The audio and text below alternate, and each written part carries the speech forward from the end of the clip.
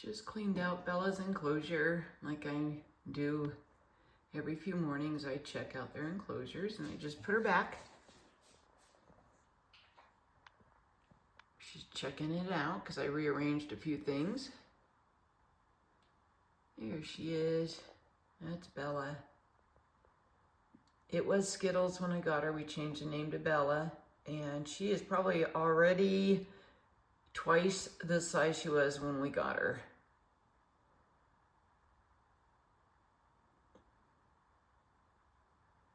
Just your regular old pattern ball python.